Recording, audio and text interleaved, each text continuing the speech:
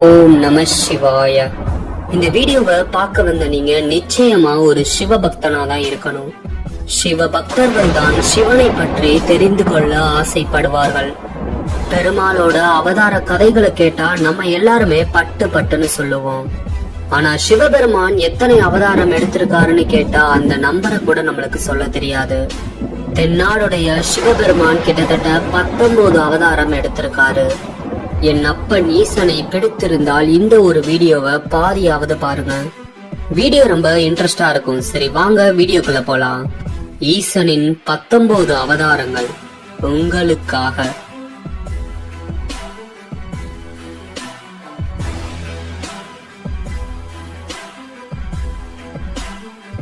கால பைரவர் சிவபெருமானோட எல்லா அவதாரங்களிலும் மிகவும் புகழ் பெற்ற அவதாரம் தான் இந்த கால பைரவ அவதாரம்.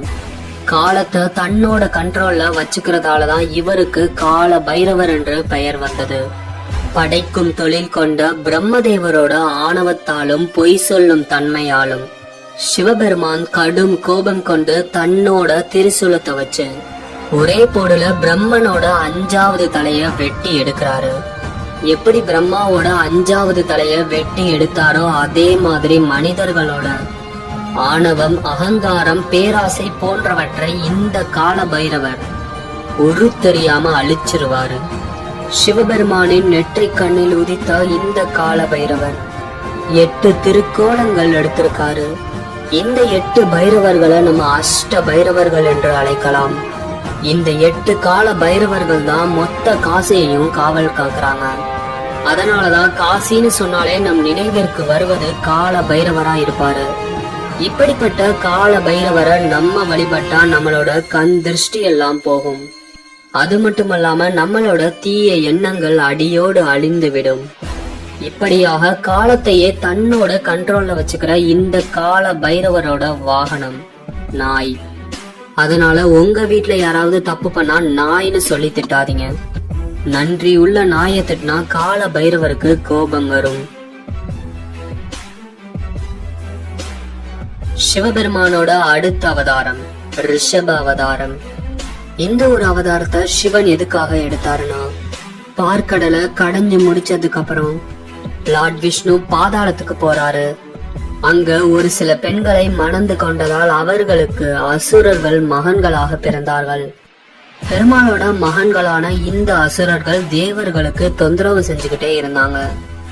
அமிர்தத்தை நம்ம அசுரர்களால் கைப்பற்ற முடியலன்ற கோபத்துல எல்லா ரிஷிகளையும் தொந்தரவு செஞ்சுக்கிட்டே இருந்தாங்க இந்த குழந்தைகள்.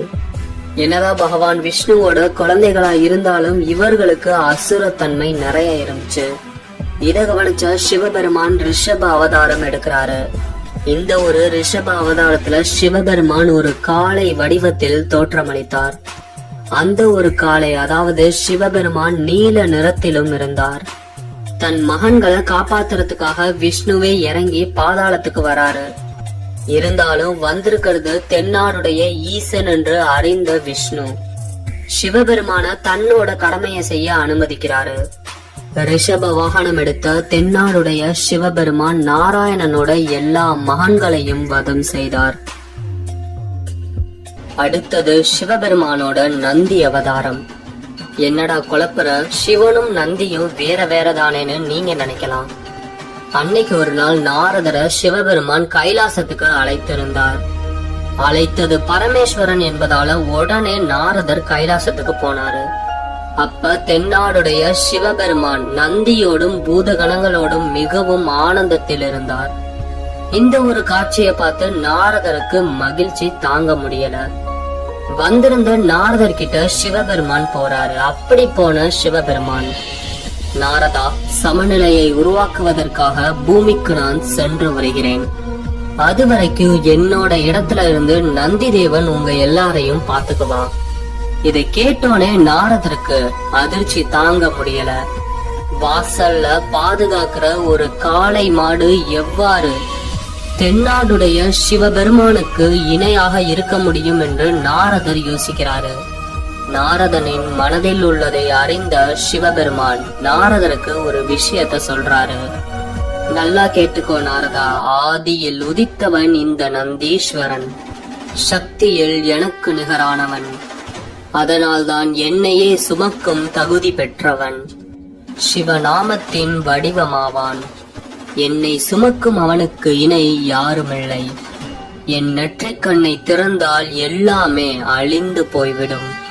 ஆனா என்னை சுமக்கும் இந்த நந்திக்கு மட்டும் ஒண்ணுமே ஆகாது. இப்படி புகழ்பெற்ற இந்த நந்தியின் அனுமதியோட எவராயினும் என்னை காண வேண்டும். இவனை வணங்காமல் சிவனை வணங்க முடியாது. என்னைய பார்க்க முடியலைனாலும் பரவாயில்ல, நந்திய மட்டும் பார்த்துட்டு போனா என்னை பார்த்ததற்கான முழு பலனும் கிட்டும். இது எல்லாத்துக்கும் மேல நாரதருக்கு ஒரு ரகசியத்தை சிவன் சொல்றாரு. நந்தியே இந்த சிவன், சிவனே இந்த நந்தி. இந்த ஒரு வார்த்தைக்கு அப்புறம் தான் நாரதருக்கு புரியுது, தென்னாடுடைய சிவபெருமானோட அவதாரம் தான் இந்த நந்தின்னு. இதன் காரணத்தினால்தான் கோவிலுக்கு செல்லும் போது உள்ளே உள்ள ஈசனை வணங்குவதற்கு முன்பாக வாசலில் இருக்கும் நந்தீஸ்வரனை வணங்க வேண்டும் என்று சொல்வார்கள். நம்மளோட கோரிக்கைகளை எல்லாம் நந்தி தேவன் தான் சிவனிற்கு எடுத்து செல்வார். கடைசியா மிகவும் புகழ் பெற்ற சிவபெருமானோட அவதாரம் ஆஞ்சநேய அவதாரம். திரேதாயுகத்துல மகாவிஷ்ணுவுக்கு உதவியா, அதாவது ராமச்சந்திரனுக்கு உதவியா சிவபெருமானே ஆஞ்சநேய அவதாரம் எடுத்திருக்காரு. ஆஞ்சநேயரோட பலத்தை பத்தி நான் சொல்லிதான் உங்களுக்கு தெரியணும்னு இல்ல. சிவபெருமானோட த மோஸ்ட் பவர்ஃபுல் அவதார்னா அது ஆஞ்சநேயர் தான். அன்னைக்கு சஞ்சீவனி செடியை எடுத்துட்டு வர சொன்னா மொத்த மலையையும் பேர்த்து எடுத்துட்டு வந்து ராமர் முன்னாடி வைக்கிறாரு. அது மட்டும் இல்லாம அன்னைக்கு மொத்த லங்கையையும் தீக்குறையாக்கினார். ராமாயணத்துல ராமன் ஆஞ்சநேயரோட உதவி கொண்டே அன்னைக்கு ராவணனை வதம் செய்தார். இப்படியாக ஆஞ்சநேயரை வழிபட்டா சிவபெருமான வழிபட்டதற்கு சமம் என்று புராணங்களில் சொல்லப்படுகின்றது. சிவபெருமானோட அடுத்த அவதாரம் துர்வாசர். ஹிந்து மித்தாலஜிலேயே மிகவும் கோபம் கொண்ட முனிவர் யாருன்னா இந்த துர்வாசரை தான் நம்ம எல்லாரும் சொல்லுவோம். ஏன்னா அந்த அளவுக்கு வரங்களுக்கு இணையா சாபங்களையும் கொடுத்திருக்காரு இந்த துர்வாசகர். இப்படிப்பட்ட இந்த துர்வாசகர் சிவபெருமானோட அவதாரம் தான். ஒரு தடவை பார்வதி தேவி சிவபெருமானோட கோபத்தை கண்டு இவர்கிட்டனா நம்மளால வாழ முடியாதுன்னு கோச்சுக்கிட்டு போவாங்க. அப்பதான் சிவபெருமான் தன்னோட கோபத்தை யார் மேலாவது செலுத்தணும்னு சொல்லி அப்பதான் அனுசியா என்ற பெண்ணிற்கு தன் கோபத்தை குணமாக கொண்ட ஒரு மகனை வரமாக தருவார். அனுசியாவிற்கும் அத்ரி முனிவருக்கும் மகனாக பிறந்த இந்த கோபக்காரர் தான் துர்வாசகர். இந்திரன், சரஸ்வதி, ருக்மிணி, சகுந்தலா, துஷ்யந்தனா, கந்தளி, பானுமதி போன்ற எண்ணற்ற பேரை துர்வாசகர் சபிச்சிருக்காரு. ஏன் பரமாத்மாவான கிருஷ்ணரையே இந்த துர்வாசகர் சபிச்சிருக்காரு. கிருஷ்ணரோட அழிவு அவரோட பாதத்தில் என்று சாபத்தை கொடுத்ததே சிவபெருமானோட அவதாரமான துர்வாசகர் தான். சிவபெருமானோட அடுத்த அவதாரம் அஸ்வத்தாம அவதாரம். நிறைய பேரு சிவபெருமானோட அம்சம் தான் இந்த அஸ்வத்தாம அவதாரம்னு சொல்றாங்க. ஒரு சில புராணங்கள்ல அஸ்வத்தாமனை சிவபெருமானோட அவதாரமாவே கன்சிடர் பண்றாங்க. மகாபாரதத்துல துரோணாச்சாரியாரோட தவ புதல்வன் தான் இந்த அஸ்வத்தாமன். இப்படிப்பட்ட இந்த அஸ்வத்தாமனுக்கு நிறைய சக்திகள் இருக்கு. சிவபெருமானோட அவதாரமா இருக்கிறதாலதான் இவருக்கு இன்று வரையிலும் மரணம் என்பதே கிடையாது. ஒரு தடவை தேவர்களும் அசுரர்களும் பார்க்கடலை கடைஞ்சப்ப ஆழகால விஷம் பார்க்கடல்ல இருந்து வெளியே வந்துச்சு. அந்த ஒரு விஷத்தால யாருக்கும் ஆபத்து ஏற்படக்கூடாது என்பதற்காக தென்னாடுடைய சிவபெருமான் அந்த ஒரு விஷத்தை குடிக்கிறாரு. அதன் விளைவாக சிவபெருமானோட உடலில் இருந்து வெளிவந்தவர் தான் இந்த அஸ்வத்தாமன். இதன் காரணமாக தான் அஸ்வத்தாமனை சிவனோட அவதாரமா சொல்லுவாங்க. அடுத்ததாக தென்னாடுடைய சிவபெருமான் கிராத் என்ற ஒரு வேடனாக அவதரித்தார். ஈசனிடமிருந்து பாசுபதாஸ்திரத்தை பெறுவதற்காக அர்ஜுனன் தவம் செஞ்சுகிட்டு இருக்காரு. இவரோட தவத்தை கலைக்கிறதுக்காக துரியோதனன் முகான் என்ற ஒரு அசுரனை அனுப்பிச்சு வைப்பாரு. அந்த ஒரு அசுரன் பன்றி வடிவத்தில் வேடமிட்டு அர்ஜுனனை அழிக்கிறதுக்காக போவாரு. அப்ப சிவபெருமான் தான் இந்த ஒரு அசுரனை அழிச்சு அர்ஜுனனை காப்பாத்தி பாசுபதாஸ்திரத்தை அர்ஜுனனுக்கு தருவாரு. அதுக்கு முன்னாடி அர்ஜுனனுக்கும் சிவபெருமானுக்கும் பயங்கரமான யுத்தம் நடந்துச்சு. தன்னோட எல்லா சக்திகளையும் பயன்படுத்தி இந்த ஒரு வேடனை நம்மளால தோக்கடிக்க முடியலன்னு அர்ஜுனன் யோசிக்கிறாரு. அப்படி யோசிச்சுட்டு இருக்கும் போதே அர்ஜுனனுக்கு புரியுது, வந்திருக்கிறது சாதாரண ஆளுல தென்னாடுடைய சிவபெருமான் என்று. இந்த ஒரு கதைய விஜய் டிவில அப்படியே மாத்தி சொல்லியிருப்பாங்க. அதாவது அந்த ஒரு பன்றி தேவேந்திரனா சித்தரிச்சிருப்பாங்க. உண்மையாலுமே அந்த ஒரு பன்றிய அழிச்சது சிவபெருமான் தான். மூக்கன் என்ற அசுரனை அழிப்பதற்காக தான் சிவபெருமான் கிராத் என்ற அவதாரத்தை எடுத்துள்ளார். அடுத்தது சிவபெருமானோட சக்தி வாய்ந்த அவதாரமான ஷராப் அவதாரம். இந்த ஒரு அவதாரத்துல சிவபெருமான் பாதி சிங்க உடலையும் பாதி மனித உடலையும் அதோடு பறவை உடலையும் கொண்டிருப்பாரு. சிவபெருமான் எதுக்காக இந்த ஒரு அவதாரத்தை எடுத்தாருன்னா, சத்தியாயுகத்துல தன்னோட பக்தனான பிரகலாதனை காப்பாத்துறதுக்காக மகாவிஷ்ணு நரசிம்ம அவதாரம் எடுத்து இரண்யகசிபுவை வதம் செய்வாரு. அந்த ஒரு அசுரனை வதம் செஞ்சதுக்கு அப்புறமும் இவரோட கோபம் தணிவதா இல்ல. எல்லா தேவர்களும் நரசிம்மரை பார்த்து பயந்துகிட்டு இருந்தாங்க. இவரோட அதாவது நரசிம்மரோட கோபத்தை கட்டுப்படுத்துறதுக்காக தான் சிவபெருமான் ஷராப் அவதாரம் எடுத்தாரு. மிகவும் உக்கிரமான நரசிம்மரையே கட்டுப்படுத்தியவர் தான் தென்னாடுடைய சிவபெருமான். அடுத்தது சிவபெருமானோட வித்தியாசமான அவதாரம் பிப்லாட் அவதாரம். இந்த பேரை கேட்டாலே கொஞ்சம் வித்தியாசமா இருக்கும். ஆனா சிவபெருமான் இந்த ஒரு அவதாரத்துல நிறைய சாகசம் செஞ்சிருக்காரு. இந்து புராணத்தின்படி இந்த ஒரு பிப்லாட் அவதாரம் தான் சிவபெருமான் பூமியில் எடுத்த முதல் அவதாரம் என்று சொல்லப்படுகின்றது. ததீச்சி முனிவரோட மகன் தான் இந்த பிப்லாட். இந்த ததீச்சி முனிவரோட எலும்பதான் தேவேந்திரன் வஜ்ராயுதமா செஞ்சிருக்காரு. இப்படிப்பட்ட இந்த முனிவருக்கு மகனாக சிவபெருமானே பிறக்கிறாரு. தன்னோட முதுகெலும்பை தானமாக கொடுத்ததால் ததீச்சி முனிவர் மரணம் அடைந்தார். இந்த ஒரு விஷயத்த அவங்களோட மனைவி கேட்டதும் தனக்கு பிறந்த மகனை ஒரு காட்டுல விட்டுட்டு போய் அவங்களும் தன்னோட உயிரை மாய்த்து கொண்டார்கள். அந்த விட்டுட்டு போன குழந்தை தான் பிப்லாட். இவரு கொஞ்சம் கொஞ்சமா வளர்ந்து 16 வயசு அடைகிறாரு. அப்ப சனிதேவரோட தாக்கத்தால தான் நம்மளோட தாயும் தந்தையும் இறந்திருக்காங்கன்ற விஷயத்த அறிஞ்ச சிவபெருமான் அதாவது பிப்லட் சனி பகவானுக்கு பயங்கரமான தண்டனையை கொடுக்கிறாரு. அது மட்டும் இல்லாம இந்த பூமியில 16 வயசுக்கு கீழே உள்ள பாலகர்களை நீ இனிமேட்டு தொந்தரவு செய்யக்கூடாதுன்னு சொல்றாரு. இதன் காரணமாக தான் சனிதேவர் குழந்தைகளை எதுவுமே செய்ய மாட்டாரு. அடுத்தது சிவபெருமானோட the most powerful avatar Veerabhadran. இந்த ஒரு அவதாரத்தை எதுக்காக சிவபெருமான் எடுத்தாருன்னா, ஒரு தடவை பிரம்மதேவரோட மகனான தக்ஷன் யாகம் செய்கின்றார். அந்த ஒரு யாகத்துக்கு எல்லா தேவர்களையும் முனிவர்களையும் அழைக்கின்றார். ஆனா சிவபெருமான மட்டும் கூப்பிடல. ஏன்னா அன்னைக்கு தன்னோட தந்தையான பிரம்மதேவரோட 5வது தலைய எடுத்தது சிவன்னு தக்ஷனுக்கு தெரியும். இப்படிப்பட்ட சிவனை தன்னோட மகளான சதி காதலிச்சு திருமணம் செஞ்சுக்கிறதால சதியையும் அந்த ஒரு யாகத்துக்கு அழைக்கவே இல்ல. சிவன் போகாதன்னு சொல்லியும் கேட்காம சதி அந்த ஒரு யாகத்துக்கு போனாங்க. அப்படி வந்த சதிய கொடிய வார்த்தைகள் சொல்லி அவமானப்படுத்துறாரு தக்ஷன். அவமானத்தை சகித்து கொள்ள முடியாததால் தன்னை தீயினிற்கு அர்ப்பணிக்கின்றார் சதி. இது தெரிஞ்ச சிவபெருமானோட கண்கள் சிவக்கின்றது. தன் மனைவியின் அழிவிற்கு காரணம் தக்ஷன் என்று அறிந்த சிவபெருமான் உடனே வீரபத்ரனாக அவதாரம் செய்கின்றார். அப்ப ஓட ஓட எல்லாரையும் விரட்டி அடிக்கிறாரு. தக்ஷனால் அனுப்பப்பட்ட எல்லா சேனைகளையும் துவம்சம் செய்தார். அதுக்கப்புறம் தக்ஷனை துரத்திக்கிட்டே போறாரு. அப்ப தக்ஷன் விஷ்ணு கிட்ட உதவி கேக்குறாரு. ஆனா விஷ்ணு இதுதான் உன் விதின்னு விட்டுறாரு.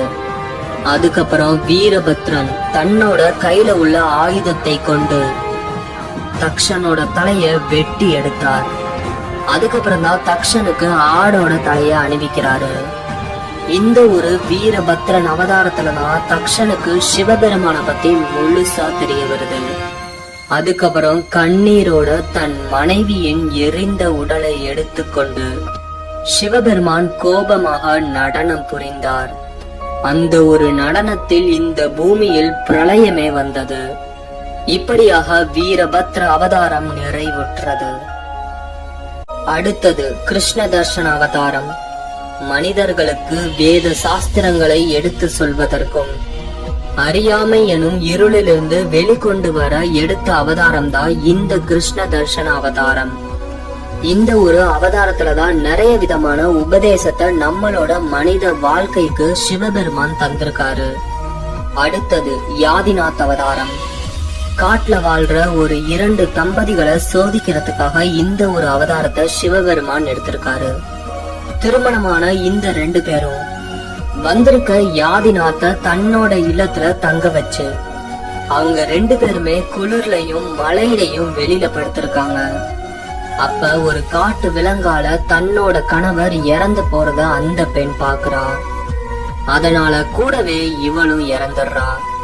சிவபெருமான் அந்த தம்பதியினருக்கு தன்னோட உண்மையான உருவத்தை காமிக்கிறாரு. அது மட்டும் இல்லாம இந்த 2 பேரையும் அடுத்த ஒரு ஜென்மத்துல அரச குடும்பத்துல பிறக்க வச்சு கல்யாணமும் செஞ்சு வைக்கிறாரு. இப்படிதான் இந்த யாதிநாத் அவதாரம் நிறைவு பெற்றது. அடுத்தது பிக்ஷ்வரி அவதாரம்.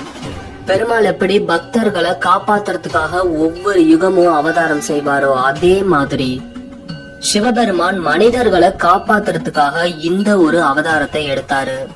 மனிதர்களை காப்பாற்றியதனால்தான் இவருக்கு பிக்ஷ்வரி என்று பெயர் வந்தது.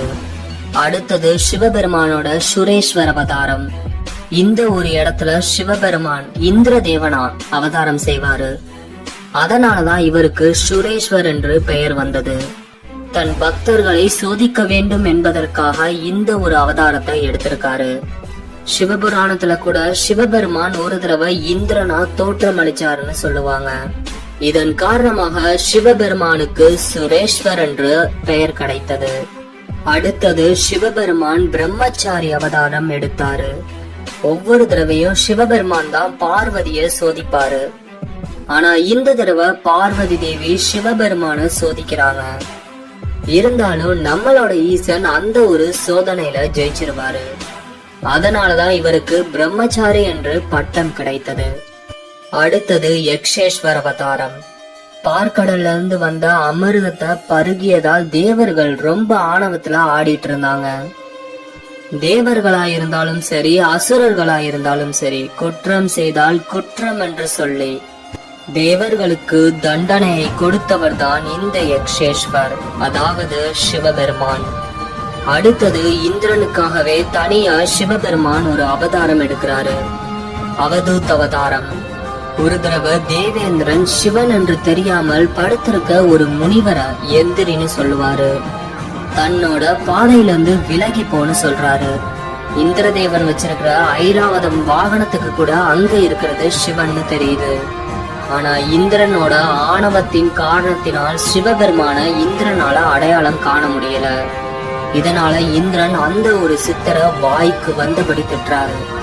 உடனே சிவபெருமான் தன்னோட உண்மையான ரூபத்துக்கு மாறுறாரு. அதுக்கப்புறம் தேவேந்திரனோட ஆணவத்தை அடக்கி ஒடுக்கினார். இந்திரனின் ஆணவத்தை அடக்குவதற்காகவே சிவபெருமான் அவதூத் என்ற அவதாரம் எடுத்திருக்காரு. அடுத்தது சிவபெருமான் விஸ்வநரா என்ற ஒரு பிராமணனுக்கு கிரகபதி என்ற ஒரு பெயரில் மகனா பிறக்கிறாரு. அப்படி பிறந்த கிரகபதி நர்மதா என்ற நதிக்கரைக்கு அருகிலேயே வளர்றாரு. 9 வயசுலயே நம்ம இறந்துருவோன்ற விஷயம் நாரதர் மூலியமா கிரகபதிக்கு தெரிய வருது. அதன் காரணமாக காசிக்கு போய் அங்க புனிதமான ஒரு லிங்கத்தை வழிபடுறாரு. அதாவது தன்னைத்தானே சிவபெருமான் வணங்குறாரு. அப்ப இந்திரதேவன் தோன்றி உனக்கு என்ன வரம் வேண்டும்னு கேக்குறாரு. அப்ப கிரகபதி எனக்கு சிவனோட அருள் மட்டும்தான் வேண்டும்னு சொல்றாரு. அங்க இருக்கிறதே சிவன்னு தெரியாம இந்திரதேவன் தன்னோட வஜ்ராயுதத்தை கிரகபதி மேல பயன்படுத்துறாரு. ஆனா கிரகபதிக்கு ஒண்ணுமே ஆகல. ஏன்னா அவர் தான தென்னாடுடைய சிவபெருமான். இப்படிதான் கிரகபதி அவதாரம் முடியுது. அடுத்தது சுந்தர்நாத் அவதாரம். இந்த ஒரு அவதாரத்துலதான் சிவபெருமான் பேரழகா காட்சி அளிப்பாரு. பார்வதி தேவி சிவபெருமான திருமணம் செய்யறப்பதான் இந்த ஒரு அவதாரத்தை சிவன் எடுக்கிறாரு. முதல் தடவை சிவனை அப்ப பார்வதி பார்க்க போறாங்க. அதுக்கு முன்னாடி சிவனை பார்த்தது கூட கிடையாது. அப்ப ஒவ்வொரு தேவர்களும் வந்துகிட்டே இருக்காங்க. தன்னோட நண்பர்கள் கிட்ட இதுதான் சிவனானு பார்வதி ஆசையோட கேட்பாங்க. ஆனா ஒவ்வொரு தடவையும் ஒவ்வொரு தேவர்கள் தான் வருவாங்களே தவிர சிவன் வரமாட்டாரு. இதனால பார்வதி தேவி ஏமாந்து போனாங்க. கடைசியா உடுக்கையோடும் சாம்பலோடும் சிவபெருமான் வராரு. அப்ப பார்வதி தேவி யார் இவங்கள நான் உள்ள விட்டதுன்னு கேட்பாங்க. அப்பதான் பார்வதியோட நண்பர்கள் சொல்லுவாங்க, இவருதான் நீ விரும்பிய சிவபெருமான். இதை கேட்டோனே பார்வதி மயக்க நிலைக்கு சென்று விடுவார். ஏன்னா தன்னோட கணவன் சாம்பல அணிஞ்சிருக்கிறதால பார்வதி தேவி மயங்கி போயிட்டாங்க. சிவபெருமானும் திருமணத்துக்கு வர மாதிரியே வரல, பூத கணங்களோடு பயங்கரமா வராரு. அதுக்கப்புறம் பார்வதி தேவியோட தந்தையோட அறிவுரையை கேட்டு சிவபெருமான் மணமகனாக வேடமிட்டார். இந்த வீடியோவை ஃபுல்லா பார்த்ததால சிவபெருமானோட 19 அவதாரங்களையும் நீங்கள் தெரிந்து கொண்டிருப்பீர்கள். இந்த 19 அவதாரங்களில் எந்த அவதாரம் உங்களுக்கு பிடித்திருக்கிறது என்று கமெண்ட் செய்யுங்கள். பொதுவா கடவுள் எதுக்காக அவதாரம் எடுப்பாருன்னா, அப்பாவி மனிதர்களை காப்பாற்றுவதற்காகவும் தீய மனிதர்களை அழிப்பதற்காகவும்.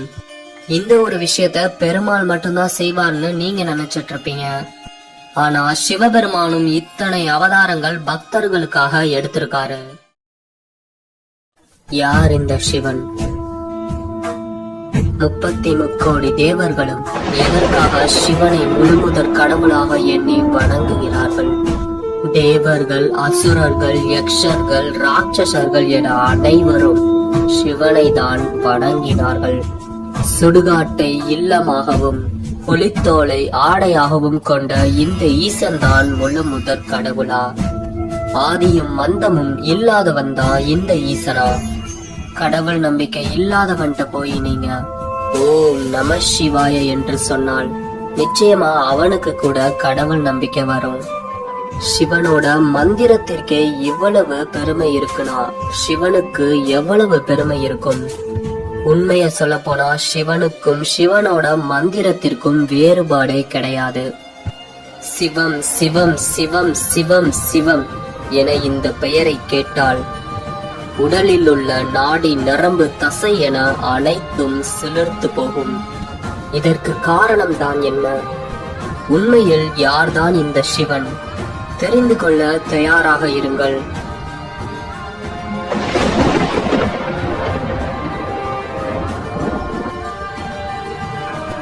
உண்மையில் சிவன் என்றால் கடவுளா இல்ல மனிதனானு உங்களுக்கு சந்தேகம் இருக்கும்.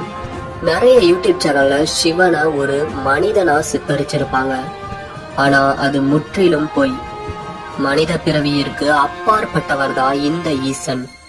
நிறைய பேரு இதை ஏத்துக்க மாட்டாங்கன்றதை விட அவங்களுக்கு இது புரியாது. சிவன் என்றால் அனைத்து உயிர்களுக்கும் அப்பாற்பட்டவர். அவருக்கு ஆதியும் இல்லை அந்தமும் இல்லை. புரியுற மாதிரி சொல்லணும்னா, எந்த ஒரு விஷயத்துக்கு ஸ்டார்டிங் பாயிண்டும் எண்டிங் பாயிண்டும் இல்லையோ அதுதான் சிவன். இதன் காரணமாக தான் சிவபெருமான லிங்க வடிவத்துல நம்ம வழிபடுறோம். நீங்க எந்த கடவுளை எடுத்துக்கிட்டீங்கனாலும் அவங்களுக்கு ஒரு சிலை வடிவம் இருக்கும். ஆனா தென்னாடுடைய சிவபெருமான மட்டும் லிங்க வடிவத்துல நம்ம வழிபடுறோம். ஏன்னா பிறப்பும் இறப்பும் அற்றவர் நம் ஈசன்.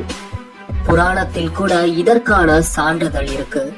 பார்வதி தேவியிற்கும் சிவபெருமானுக்கும் திருமணம் நடக்கும் அந்த ஒரு தருணத்தில் பார்வதி தேவியோட ராஜ வம்சத்தை பத்தி பெருமையா சொல்றாங்க. அடுத்தது மணமகன்.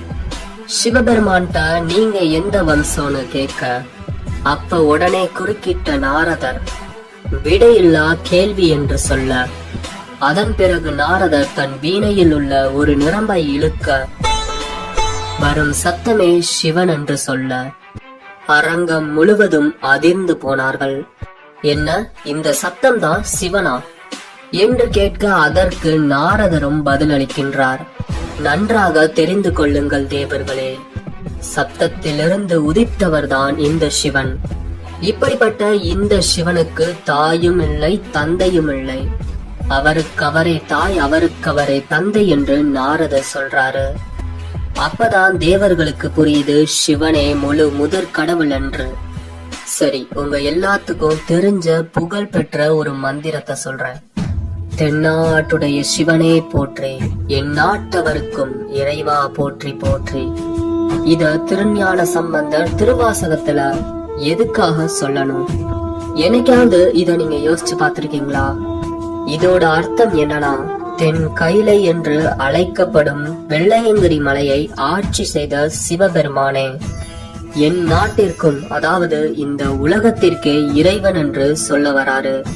இதன் காரணத்தினால்தான் சிவனை கடவுளுக்கு கடவுள் என்பார்கள். அதாவது எல்லா தேவர்களுக்கும் இவரே தலைவர். அதனால்தான் இவரை நாம் மகா தேவர் என்று அழைப்போம். இந்த பூமியில் 18 சித்தர்கள் இருக்கிறார்கள். அந்த 18 சித்தர்களுக்கும் முதன்மையானவர் தான் நம் ஈசன். சிவனை புரிந்து கொள்வதற்கே கோடான கோடி மனித பிறவிகள் நமக்கு தேவைப்படுகின்றது. சிவனோட உடுக்கையிலிருந்து எழும் ஓம் என பிரணவ மந்திரமே படைத்தல், காத்தல், அழித்தல், அருளல் என அனைத்து தொழில்களுக்கும் சாரமாக விளங்குகிறது. இப்படிப்பட்ட சிவபெருமான புரிஞ்சுக்கணும்னா ஒன்னே ஒண்ணுதான் நம்மளுக்கு தேவை. அதுதான் அன்பு. சித்தன் போக்கு சிவன் போக்கு என்ற ஒரு முதுமொழியை நீங்கள் தெரிந்து கொண்டிருக்கலாம். இதுக்கு அர்த்தம் என்னன்னா, கால் போன போக்கிலோ மனம் போன போக்கிலோ போகக்கூடியவர் இந்த சிவபெருமான் கிடையாது. சிவன் செல்லும் வழி அன்பை மட்டுமே போதிக்கும். இததான் திருமூலர் தன்னோட பாட்டுல அன்பே சிவம் என்று சொல்லியிருக்காரு. அதாவது அன்பும் சிவமும் இரண்டன்பார் அறிவிலார், அன்பே சிவமாவது ஆறும் அறிகிலார். அன்பும் சிவமாவது ஆறும் அறிந்தபின் அன்பே சிவமாய் அமர்ந்திருப்பாரே என்று திருமூலர் இந்த பாடல் வரிகள் மூலியமா சிவனிற்கும் அன்பிற்கும் உள்ள தொடர்பினை பற்றி எடுத்துரைக்கின்றார். நாம் பிறந்த நோக்கத்தை அடைய வேண்டும் என்றால் சிவனை பற்றி தெரிந்து கொள்ள வேண்டும், மிக ஆழமாக தெரிந்து கொள்ள வேண்டும். சிவனை தவிர வேறு எதுவும் உண்மை அல்ல. சிவன் மட்டுமே உண்மையானவன். சிவனை காண வேண்டுமென்றால் எங்கும் அலைய தேவையில்லை, உங்களுக்குள் இருக்கின்றான். ஓடி ஓடி ஓடி ஓடி உட்கலந்த ஜோதியை நாடி நாடி நாடி நாடி நாட்களும் கழிந்து போய் வாடி வாடி வாடி வாடி மாண்டு போன மாந்தர்கள் கோடி கோடி கோடி கோடி எண்ணிறந்த கோடியே. அதாவது அருட்பெரும் ஜோதியான ஆண்டவனான ஈசனை ஓடி ஓடி அங்கும் இங்கும் தேடுகிறீர்கள். ஆனால் அவர் உங்களுக்குள்ளே கலந்த ஜோதியாயிருக்கின்றார். இதை அறியாதவர்கள் ஓடி ஓடி ஈசனை தேடினார்கள். அதனால் அவர்களோட நாட்களும் கடந்து போயிட்டே இருந்துச்சு. இதுதான் இந்த பாடல் வரிகள் நமக்கு சொல்லுது. நமச்சிவாயா என்ற அஞ்செழுத்துக்குள்ளே அண்டமாகிய இவ்வுலகம் அனைத்தும் அடங்கியுள்ளது. அது மட்டுமல்லாமல் அகண்டமாகிய ஆகாய வெளியும் அமைந்துள்ளது. சிவனே அனைத்தும். சிவனின் இடது கண்கள் தான் சந்திரன், வலது கண்களோ சூரியன். கையில் சங்கு சக்கரம் கொண்டிருக்கும் மகாவிஷ்ணு மற்றும் மான் மழுவை கொண்டிருக்கும் பிரம்மன். சிவனின் அடிமுடியை காணாமல் தவித்து போனார்கள். அதிலிருந்து தெரிகிறது என் அப்பனே ஈசனே நீதான் கடவுள் என்று. இப்படி சிவனை பத்தி நிறைய விஷயங்கள் சித்தர்கள் நம்மளுக்கு சொல்லிட்டே இருக்காங்க. இருந்தாலும் சிவனை புரிந்து கொள்வது இயலாதது என்றும் சொல்லிவிட்டு சென்றார்கள் சித்தர்கள். அவ்வெனும் எழுத்தினால் அகண்டமும் ஏழும் ஆகினாய், ஒவ்வெனும் எழுத்தினால் உருத்தறிந்த நின்றனை, மவ்வெனும் எழுத்தினால் மயங்கினோர் வையகம், அவ்வும் உவ்வும் அவ்வுமாய் அமர்ந்ததே சிவாயமே. அதாவது ஆ எனும் அகாரம் பரபிரம்மத்தை குறிக்கும். இவ்வெழுத்திலிருந்துதான் 7 உலகங்களும் தோன்றின. உகாரம் எனப்படும் ஊ எனும் எழுத்து பரபிரம்மம் ஒரு உருவை எடுத்ததை குறிக்கின்றது.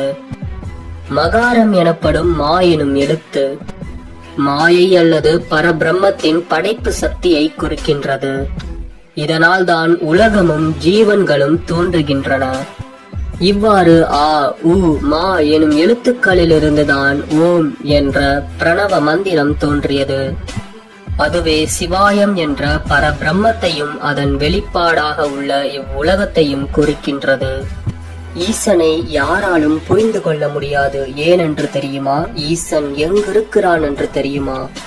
விண்ணிலுள்ள தேவர்கள் அரியனோது மெய்ப்பொருள் கண்ணில் ஆணியாகவே கலந்து நின்ற எம்பெரான் மண்ணிலாம் பிறப்பறுத்து மலரடிகள் வைத்த பின் அண்ணலாரும் எம்முளே அமர்ந்து வாழ்வது உண்மையே. அதாவது அமிர்தம் உண்டு அழியாமல் வானில் இருக்கும் தேவர்களாலே சிவபெருமான அறிந்து கொள்ள முடியாது. சிவனை அறிந்து கொள்ளும் ஞானத்தை பெற்ற யோகியரிடத்தில் அண்ணலாக ஈசன் ஜோதி வடிவாய் அமர்ந்திருக்கின்றான். இதன் காரணத்தினால்தான் சித்தர்கள் கண்களுக்கு மட்டும் சிவபெருமான் தெரிவாரு. சரி, இத வச்சு பார்க்கும்போது சிவன்தா கடவுள்னு தெரிய வருது. இப்படிப்பட்ட கடவுள் எதுக்காக சுடுகாட்டுல இருக்கணும்? அது மட்டுமின்றி எதற்காக சாம்பலை பூசிக்கொண்டும் மண்டை ஓட்டை மாலையாக அணிந்திருக்க வேண்டும்? இதற்கான விடையை பார்ப்போம். மனிதர்கள் இந்த உலகத்தில் எந்த இடத்திற்கு சென்றாலும் சரி, அந்த இடத்தை சொந்தமாக்கினாலும் சரி, கடைசியில் அவர்கள் வரப்போகும் இடமோ சுடுகாடுதான். இதை உணர்த்துவதற்காக தான் சிவன் மயானத்தில் இருக்கின்றார். அது மட்டுமின்றி சிவன் தான் அழிவின் கடவுளாக திகழப்படுகின்றார். இந்த உலகில் மனிதர்கள் எவ்வளவு அழகாக பிறந்தாலும் சரி, கடைசியில் அவர்களோட உடல் சாம்பலாகத்தான் ஆகும். இந்த ஒரு தத்துவத்தை மனிதர்களுக்கு எடுத்து சொல்வதற்காக தான் சிவன் சாம்பல பூசியிருக்காரு. அடுத்தது சிவபெருமான் எதற்காக மண்டை ஓட்டினை அணிந்திருக்கின்றார் என்று பார்ப்போம். சிவபெருமான் இருக்க எல்லா மண்டை ஓடுகளும் தேவி பார்வதியோடதுதான். பார்வதி தேவியே இவ்வளவு பிறவிகள் எடுத்ததுக்கு அப்புறம் தான் சிவபெருமான அடைஞ்சிருக்காங்க. இத உணர்த்துவதற்காக தான் சிவபெருமான் மண்டை ஓட்டினை தன்னோட கழுத்துல மாலையா அணிஞ்சிருக்காரு. சிவந்தா கடவுள் என்று உணர்த்துவதற்கு இதுவே மிகப்பெரிய சான்று. உலகத்தில் உள்ள மெய்ய புள்ளி சிதம்பர நடராஜரோட பாதத்தில் தான் இருக்கின்றது. நடராஜரோட வடிவமை இந்த உலகத்தை நிறுத்தச் செய்தது. நடராஜரோட வலது கையில் உள்ள உடுக்கை படைத்தடை குறிக்கின்றது. இடது கையில் உள்ள நெருப்பு அழித்தலை குறிக்கின்றது. இன்னொரு வலது கை அருளையும் குறிக்கின்றது. இன்னொரு இடது கை மறைத்தலை குறிக்கின்றது. ஒரு கால் ஆணவத்தை மிதிக்கின்றது, மறுக்கால் பக்தர்களை காட்கின்றது. இவ்வாறு நடராஜரோட வடிவமே இந்த உலகின் ஆதாரமாக இருக்கின்றது. எங்கும் உள்ளவர், எல்லாம் உடையவர், அனைத்தும் அறிந்தவர், எதற்கும் மாட்படாதவர் என்ற குறிப்புகள் எல்லாம் சிவனை மட்டுமே குறிக்கின்றது. இவை அனைத்திற்கும் மேலாக சிவனின் தத்துவம் ஆன்மீகத்திற்கும் அறிவியலுக்கும் ஒரு தாற்பயமாக விளங்குகின்றது. நமச்சிவாய எனும் பஞ்சராட்ச மந்திரம் உண்மையில் சிவ தத்துவத்தின் ஆணி வேறாக விளங்குகின்றது. நிலம், நீர், காற்று, ஆகாயம், நெருப்பு போன்ற பஞ்சபூதங்களின் ஆதாரமாக சிவனே இருக்கின்றார். இந்த அண்டமும் ஆகாயமும் மும்மூர்த்திகளும் தேவர்களும் அ உ மா எனும் ஓம்கார ஓசைகளும் ஐந்தெழுத்துக்களான நமச்சிவாய எனும் மந்திரத்தில் அடங்கும். ஆன்மீகத்தின் அடிப்படையான மந்திரமே இந்த நமச்சிவாயம்தான். ஆன்மீகத்தை தாண்டி அறிவியல் பூர்வமாக கூட இந்த மந்திரம் தலை சிறந்தது என்று நிரூபிக்கப்பட்டிருக்கிறது. நமச்சிவாய என்ற மந்திரத்தை உச்சரிக்கும் மூலம் உடலில் பாசிட்டிவ் அலைகள் உண்டாகும். இதனால் நாம் செய்யும் காரியங்கள் வெற்றி பெறுவதாக அறிவியலாளர்களால் நம்பப்படுகின்றது. எத்தனையோ மந்திரங்கள் இருக்கும்போது ஓம் நமச்சிவாய என்ற மந்திரத்தையே அறிவியலாளர்களும் நம்புகிறார்கள். நமக்குள்ள பாசிட்டிவ் எனர்ஜியா உண்டாக்குறது மட்டுமில்லாம தீய எண்ணங்களை அடியோடு அழித்துவிடும். அது மட்டுமின்றி கான்சென்ட்ரேஷன் பவரையும் இந்த மந்திரத்தால் அதிகப்படுத்தலாம். இதற்கு மேலாக மன நிம்மதி கிடைக்கும். இப்படியாக இந்த மந்திரத்தின் சிறப்பினை சொல்லிக் கொண்டே போகலாம். இந்த மந்திரத்தை உச்சரிக்கும் மூலம் சிவனையும் நாம் பார்க்கலாம். சிவனை வணங்கணுனாலே அவரோட அனுமதி வேணும். அவன் அருளாலே அவன் தாள் வணங்கி புல்லாகி பூடாகி புழுவாகி மரமாகி பல்வெருக்கமாய் பறவையாய் பாம்பாய் கல்லாய் மனிதராய் பேயாகி கணங்களாகி எல்லா பிறப்பும் பிறந்தேன் எம்பெருமான். எல்லா பிறவிக்கு அப்புறம்தான் சிவபெருமான நம்மளால அடைய முடியும். அதனாலதான் அவனை கும்பிடுறதுக்கே அவனோட அனுமதி வேணும்னு சொல்லுவாங்க. சிவனை வணங்கினோர் கெட்டதா சரித்திரமே கிடையாது. ஓம் நமச்சிவாய. இந்த வீடியோவை பார்த்தது மூலியமா சிவன் என்றால் யார், அவரை எப்படி அறிந்து கொள்வது என்று தெரிந்திருப்பீர்கள். நல்லா தெரிஞ்சுக்கோங்க. விநாயகரை கும்பிட்டா துன்பங்கள் நீங்கும். சரஸ்வதியை வணங்கினா கல்வி நல்லா இருக்கும். மகாலட்சுமியை கும்பிட்டா காசு கொட்டோன்னு கொட்டும். பார்வதியை வணங்கினா வீரம் கிடைக்கும். முருகனை கும்பிட்டா வீடு கட்டலாம். இந்த மாதிரி ஒவ்வொரு சாமியை வணங்கினா ஒவ்வொன்னு கிடைக்கும். ஆனால் சிவனை வணங்கினால் உங்களோட வாழ்வின் பிறப்பு அறுக்கப்படும், பற்றுதல் நீங்கும். மீண்டும் இந்த ஜெகத்தில் நீங்கள் பிறக்க தேவையில்லை. எத்தனை தடவை பிறந்தாலும் துன்பம் வந்துகிட்டே இருக்கும். அந்த துன்பத்துல இருந்து நீங்க தப்பிக்கணும்னா சிவனை மட்டுமே வணங்க வேண்டும். அதனால்தான் சிவனிற்கு மேல் ஒரு தெய்வம் இல்லை என்பார்கள்.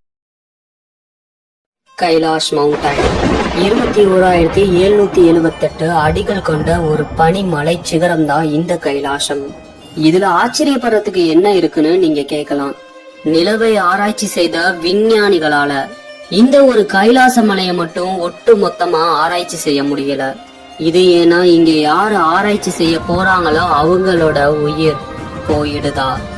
கைலாச மலை சிகரத்தை நோக்கி சென்றவர்கள் சின்ன வயசுலயே முதுமை அடைவதாக சொல்றாங்க. உண்மையாலுமே அந்த கைலாச மலையில் சிவன் இருக்காரா? சிவனோட அருள் இல்லாம அந்த மலை மேல யாரு ஏறுறாங்களோ கொடூரமாக மரணிக்கப்படுகின்றார்கள். படைப்பு கடவுளான பிரம்மதேவரோட இருப்பிடம் சத்தியலோகம்.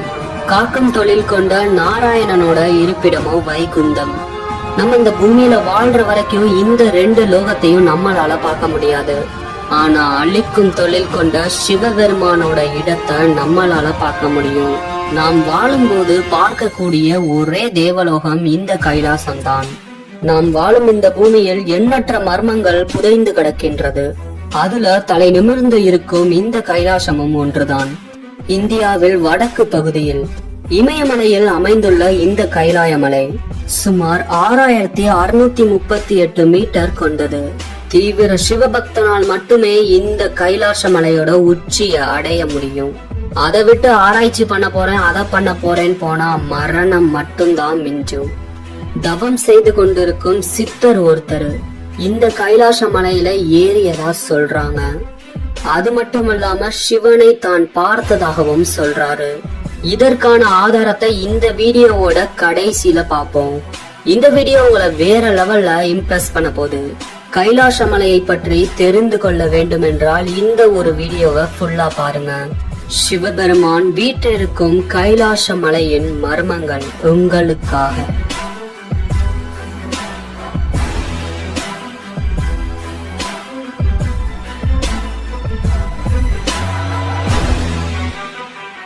இருபத்தி 2,000 உயரத்தில் இருக்கின்ற இந்த கைலாய மலை பாக்குறதுக்கு ஓம் வடிவத்தில் இருக்கிறத பார்த்து நிறைய பேர் ஆச்சரியப்பட்டிருக்காங்க. அதுல ஒரு சிலர் இதன கடவுள்னா கிடையாது, தற்செயலா ஏதோ உருவாயிருச்சுன்னு சொல்றாங்க. சரி, நம்ம தற்செயல்னே வச்சுக்கலாம். 29,000 அடி உயரம் இருக்கிற இமயமலை உச்சியில ஏற தெரிஞ்சவங்களுக்கு வெறும் 22,000 அடி உயரத்தில் இருக்கின்ற கைலாச மலையோட உச்சியில ஏற தெரியலையா? இல்லனா ஏற முடியலையா? சிவபக்தர்கள் மட்டும் பார்த்து வியந்து கொண்டிருந்த இந்த கைலாச மலைய பார்த்து நாசா விஞ்ஞானிகளும் பார்த்து வியந்து போனார்கள். ரஷ்யால இருக்க ஒருத்தர் கைலாச மலையோட உச்சியை அடைவதற்காக பயணம் செய்கின்றார். அவரோட நாமளும் புறப்படலாம் வாங்க. மவுண்ட் எவரெஸ்டோட சிகரத்துக்கு சென்றவர் தான் இவரு. ரஷ்யால இருந்து நம்ம இந்தியாவுக்கு இந்த மலையை ஏறிய தீரணுன்ற ஒரே முடிவுல வராரு. மவுண்ட் எவரெஸ்ட விட சின்னதா இருக்கிற இந்த கைலாச மலையில ஈஸியா ஏறிடலான்னு இந்த மவுண்ட் கிளைம்பர் நினைக்கிறாரு. நிறைய பேரு இந்த மலையில ஏற விடாம இவரை தடுத்து பார்த்தாங்க. ஆனா யாரு சொல்லியும் நான் கேட்க மாட்டேன்னு மலையோட ஆரம்பத்துல இருக்காரு. முழு தைரியத்தோடும் நம்பிக்கையோடும் கைலாச மலையில ஏற தொடங்குறாரு. பாதி தூரம் போனோனே அவரால சரியா சுவாசிக்க முடியல. ஆனா அந்த இடத்துல அதிகமா ஆக்சிஜன் இருக்கு. இந்த ஒரு சூழ்நிலையில கூட அவரு பின்வாங்காம முன்னேறி போயிட்டே இருக்காரு. கொஞ்சம் உயரத்திற்கு சென்றதற்கு பிறகு அவரோட இதய துடிப்பு அதிகமாச்சு. அவரோட கை கால் எல்லாம் நடுங்குது. -15 டிகிரி டெம்பரேச்சர்ல இருக்க கோல்டுல கூட அவருக்கு பயங்கரமா வேர்க்குது. அவரோட தலைமுடியும் நகங்களும் வேகமா வளருது. தனக்கு அதிகமா வயசான மாதிரி அவருக்கு ஃபீல் ஆச்சு. ஆக்சிஜன் குறைவாக இருந்த மவுண்ட் எவரெஸ்ட ஏற முடிஞ்ச இவரால கைலாச மலையோட சிகரத்தை அடைய முடியல. இவர் மேல ஏறும்போது யாரோ ஏற விடாம தடுக்கிற மாதிரியே இவர் ஃபீல் ஆனாரா? இந்த மாதிரி நிறைய விஷயங்கள் இவரை சுத்தி மர்மமா நடக்குது. இதனால தன்னோட முடிவை மாத்திக்கிட்டாரு இவரு. இதுக்கு மேலேயும் நம்ம ஏறி போனோம்னா நமக்கு மரணம் தானு உணர்ந்துகிட்டாரு. இதனால கைலாச மலையில ஏறாம பாதி தூரத்திலேயே திரும்பி வந்துடுறாரு. இவர் கீழே வர வர எப்பவும் போல இவரோட இதயம் துடிக்குது. அதுக்கப்புறம் சுவாசிக்கிறதுலயும் எந்த ஒரு பிரச்சனையுமே இல்ல. அப்பதான் அவரு கைலாச மலையோட முழு மர்மங்களையும் புரிஞ்சுக்கிறாரு. உண்மையாலுமே கைலாச மலையில தெய்வ சக்தி இருக்குதா? இந்த அளவுக்கு இது மர்மமா இருக்கிறதால கைலாச மலையையும் பிரமிடையும் வச்சு கம்பேர் பண்றாங்க. ஆனா உண்மையா பிரமிடை விட 1000 மடங்கு தலை சிறந்தது இந்த கைலாயம். சரி, இந்த உலகத்திலேயே மிகப்பெரிய மலை எங்க இருக்குன்னு பாக்கும்போது 2400 மீட்டர் படர்ந்து இருக்கிற இமயமலை தொடர்ல இருக்குன்னு தெரிய வருது. இந்த இமயமலைகள்ல உயரமான மலைதான் மவுண்ட் எவரெஸ்ட். 29,000 அடி உயரமுள்ள மவுண்ட் எவரெஸ்ட் அடையிறது சாதாரண விஷயம் இல்ல. ஏன்னா மவுண்ட் எவரெஸ்டோட உச்சியில குளிராலேயே நடுங்கி உறைஞ்சிருவாங்களா. நம்மளோட பிளட் சர்க்குலேஷன் ரொம்ப ஃபாஸ்டா இருக்கும். மவுண்ட் எவரெஸ்டோட உச்சியில -70 டிகிரி செல்சியஸ். இப்படிப்பட்ட மவுண்ட் எவரெஸ்ட்ல 11,000த்திற்கும் மேற்பட்ட நிறைய பேர் ஏறி இருக்காங்க. இந்த மனிதர்களால மவுண்ட் எவரெஸ்ட விட கிட்டத்தட்ட 6,000 அடி கம்மியா இருக்கிற இந்த கைலாச மலையை ஏற முடியலனா நிச்சயமா கைலாச மலையில ஏதோ ஒண்ணு இருக்கணும். இப்படிப்பட்ட கைலாச மலையை பத்தி இந்து புராணத்துல நிறைய சொல்லப்பட்டிருக்கு. சென்டர் ஆஃப் எர்த்னு சொல்லப்படுற இடம் தான் இந்த கைலாசம். உலகத்தோட மெய்ய புள்ளி இந்த கைலாசம்னு நிறைய ஆராய்ச்சியாளர்களால ப்ரூவ் பண்ணப்பட்டிருக்கு. அமெரிக்கா, ரஷ்யா நடத்தின நிறைய ரிசர்ச்ல பூமியோட மெய்ய பகுதி இந்த கைலாசம்னு நிறைய ஆராய்ச்சியாளர்கள் சொல்றாங்க. நம்மள ஆச்சரியப்படுத்துற மாதிரி ஒரு விஷயத்த கண்டுபிடிச்சிருக்காங்க. கைலாச மலையில இருந்து 6,666 கிலோமீட்டர் பயணிச்சா ஸ்டோன்ஹெஞ்ச் பகுதியை அடைய முடியும். ஸ்டோன்ஹெஞ்ச்ல இருந்து 6,666 கிலோமீட்டர் பயணம் செஞ்சா மர்மமான பெர்முடா ட்ரையாங்கிளை நம்ம அடையலாம். அது போலவே பெர்முடா ட்ரையாங்கிள்ல இருந்து திரும்பவும் 6,666 கிலோமீட்டர் பயணம் செஞ்சா ஈஸ்டர் ஐலாண்ட அடைய முடியும். உலகத்தோட மர்மங்கள் நிறைந்த இடமாக இருக்கும் இந்த Stonehenge, Bermuda triangle, Easter island இதோட நம்ம கைலாயமும் ஒரே நேர்கோட்ல அமைஞ்சிருக்கு. அது மட்டும் இல்லாம இது ஒவ்வொன்னுத்துக்கும் உள்ள டிஸ்டன்ஸ் சரியா 6,666 கிலோமீட்டர் இருக்கின்றது. இத வச்சு பார்க்கும்போது நம்மளோட கைலாச மலையும் மர்மங்கள் நிறைந்த இடத்துல ஒண்ணுன்னு தெரியுது. இப்பேற்பட்ட இந்த கைலாச மலையில ஏறின நிறைய வீரர்கள் மரணம் அடைந்தார்கள். 2 வாரத்தில் வளர வேண்டிய நெகமும் முடியும் அந்த மலையோட ஒரு குறிப்பிட்ட இடத்தை அடையும் போது வெறும் 12 மணி நேரத்திலேயே வளருதா. அந்த மலையை விட்டு கீழே இறங்கிய வீரர்கள் அடுத்த 1 வருஷத்திலேயே வயசாகி இறந்திருக்காங்க. இது எல்லாத்தையும் கேள்விப்பட்ட ரஷ்யாவை சேர்ந்த டாக்டர் எர்னஸ்ட் 1999வது வருஷத்துல கைலாச மலைக்கு கீழே டென்ட் போட்டு தங்கி ரிசர்ச் பண்றாரு. அப்படி அவர் ரிசர்ச் பண்ணும்போது நிறைய மர்மமான விஷயம் நடந்திருக்கு. கைலாச மலைய அடிவாரத்துல இரவு நேரத்தில் மலையில இருந்து நிறைய வித்தியாசமான மனிதர்களோட சத்தத்தை கேட்டதா சொல்லியிருக்காரு. அது மட்டும் இல்லாம கைலாச மலை பார்ப்பதற்கு பிரமிடு மாதிரி இருக்கிறதா சொல்றாரு. இரவு நேரத்துல வித்தியாசமான வெளிச்சம் வரதாவும் சொல்லியிருக்காரு. தென்னாடுடைய சிவபெருமான வழிபடுற எல்லா மக்களும் கைலாசநாதரான சிவபெருமான் கைலாசத்துலதான் இருக்காருன்னு சொல்லியிருக்காங்க. இன்னும் நிறைய பேர் கைலாச மலையோட மொத்த உருவமும் சிவலிங்கம் மாதிரி இருக்குன்னு சொல்லியிருக்காங்க. இந்த ஒரு மலையில இருந்துதான் மிகப்பெரிய ஆறுகளான சிந்து நதி, சக்லச்சாறு, காக்ரா ஆறு, அதற்கு மேல் பிரம்மபுத்திரா ஆறு, இப்படின்னு நிறைய நதிகள் உற்பத்தியாகுது. இந்த கைலாச மலையில மானசரோவர் என்கிற நன்னீர் ஏரியும் ராட்சச தலம் என்கிற உப்பு நீர் ஏரியும் இருக்கின்றது. இந்த ஏரிகள் நேர்மறை மற்றும் எதிர்மறை ஆற்றல் இருக்கின்றது. இதுல ஆச்சரியப்படுறதுக்கு என்ன இருக்குன்னா, மானசரோவர் ஏரி தான் உலகத்திலேயே உயரமான இடத்துல இருக்கிற நன்னீர் ஏரின்னு சொல்லப்படுது. கைலாய மலைக்கு வரும் பக்தர்கள் இந்த ஏரியில குளிக்கிறதால அவர்கள் செய்த பாவம் கழிவதாக சொல்றாங்க. இந்த கைலாய மலையின் அடிவாரத்தை சுத்தி வலம் வருவதை மட்டும்தான் புனிதமா நினைக்கிறாங்க சிவ பக்தர்கள். 52 கிலோமீட்டர் கொண்ட இந்த பாதையில் பயணம் செய்வதற்கே கிட்டத்தட்ட 15 மணி நேரம் ஆகும். இந்த ஒரு கைலாய மலை இந்துக்களுக்கு மட்டும் புனித இடமாக இல்லாமல் புத்த மதத்தை சேர்ந்தவர்களுக்கும் சமணர்களுக்கும் கூட புனித இடமாக இருக்கின்றது. இந்த 3 மதத்தினரும் கைலாய மலையை பத்தி நிறைய மர்மங்களை சொல்றாங்க. ஹிந்து புராணத்தின்படி தென்னாடுடைய சிவபெருமானும் பார்வதி தேவியும் இந்த மர்மமான கைலாயத்தில் வாழ்வதாக சொல்லி இருக்காங்க. அது மட்டும் இல்லாம புத்த மதத்தினர் இந்த கைலாயத்துலதான் புத்தர் இருந்ததா சொல்றாங்க. அதே போல் சமணர்கள் என்ன சொல்றாங்கன்னா, இந்த கைலாச மலையில தான் ரிஷிபானந்தா இருக்கிறதா சொல்றாங்க. இவர் இந்த ஒரு மலையில தான் மோட்சம் அடைந்ததா சொல்றாங்க. நிறைய மதத்தினர் இந்த கைலாச மலையை புனித இடமாக கருதுகின்றனர். இதை தவிர இந்த கைலாச மலையில அன்னப்பறவை, பாலில் கலந்துள்ள நீரை விட்டு பாலை மட்டும் பருகக்கூடிய அன்னப்பறவை இங்க இருக்கிறதா சொல்றாங்க. ஆனா இந்த ஒரு பறவைய இதுவரையும் அங்க யாரும் பார்த்ததில்லைன்னு சொல்றாங்க. இந்த கைலாச மலையில் இருக்கின்ற நன்னீர் ஏரியான மானசரோவர் படைப்பு கடவுளான பிரம்மதேவரால் உருவாக்கப்பட்டது.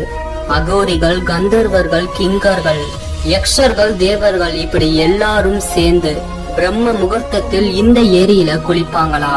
இந்த மானசரோவர் ஏரிக்கும் கைலாசத்துக்கும் ரொம்ப பெரிய டிஃபரெண்ட் இல்ல. நடந்து போற தூரம் அளவுதான் இது ரெண்டும் அமைஞ்சிருக்கு. இதுவரையும் எத்தனையோ விஷயத்த கண்டுபிடிச்ச விஞ்ஞானிகளால எக்ஸாக்டா இந்த கைலாச மலை எப்ப உருவாச்சுன்னு சொல்ல முடியல. இதற்கான விடைய புராணங்கள்ல தேடினோம்னா யுகம் யுகமா இந்த கைலாச மலை கம்பீரமா இங்கதான் இருக்கா. சிவனை பற்றி சொல்லப்படும் புராணங்களில் இந்த கைலாச மலைய பத்தி நிறைய விஷயம் சொல்லியிருக்காங்க.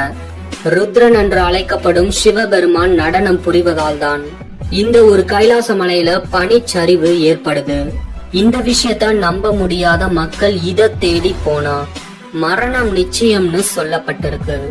ஹிந்து, புத்திசம், சமணர்கள் போன்ற மத உணர்வுகள் இந்த கைலாசத்தை சுத்தி இருக்கிறதால இந்த மலை இருக்கும் திபெத் பகுதியை ஆளும் சீனாவின் அதிபர் இந்த கைலாச மலை மீது யாருமே இனி ஏறக்கூடாதுன்னு சொல்றாரு. நம்ம இந்து மக்களும் சரி, நிறைய மதங்கள் இதுக்கு எதிர்ப்பா தெரிவிச்சாங்க.